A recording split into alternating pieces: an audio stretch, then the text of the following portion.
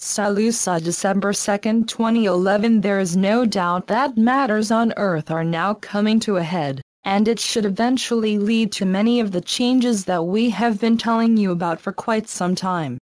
By and large, your faith has stayed strong, and now you will begin to see some positive action taken.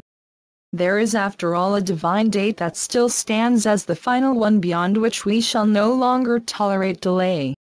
If need be, we shall take direct action, but one way or another we will soon commence our plan for your final release from the Dark Ones. The European crisis could yet see a number of countries default on the payment of their loans, and that has put other countries in the European group at risk. It is also putting other countries outside of Europe at risk, so you have not seen anything yet compared to what the outcome is likely to be. If you continue to see these as exciting times, you will not be pulled into the panic that is likely to occur. It is obvious that whatever happens now, no particular adverse situation will last for too long, as time speeds by and you are almost in the magical year of 2012. See events as a means to an end, and it will be one that is totally satisfactory and bringing the welcome changes that will alter your lives forever. It has been a testing journey, and that was the object of it, so that you could evolve out of conditions that were liable to pull you down. As we see it, you have done exceptionally well, particularly since the turn of the century. It was expected because as time passed, more light was being beamed to Earth. It has been grounded through those of light, who in many instances came to Earth especially for that purpose. It is not just the Dark Ones who plan their goals well in advance, as we of the light have done so for millennia of time. Our advantage has come from the backing and support from great sources of light beings, who have even been prepared to send an aspect of themselves to Earth. Perhaps even more important to the outcome, this cycle was always planned to ensure victory for the light.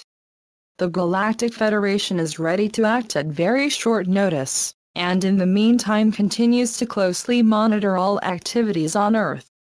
We have no hesitation in showing our superiority where technologies are concerned, and make it clear to the Dark Ones that opposition to us is futile. Yet they stubbornly refuse to give in, knowing that any engagement with them requires us to obey the rules. We respect all life, whereas they have none at all, even when it comes to fellow humans. Life to them is expendable, and they will use it to gain over anyone who gets in their way. We, on the other hand, will remove our enemies to safety rather than kill or wound them. You may therefore be assured that we removed all personnel prior to destroying underground military bases.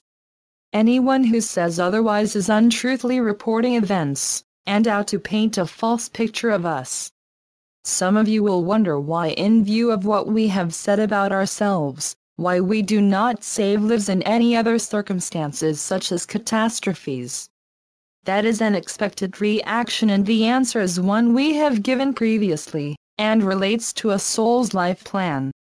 The souls that leave in such circumstances have desired to leave, and chosen a situation that fulfills their needs.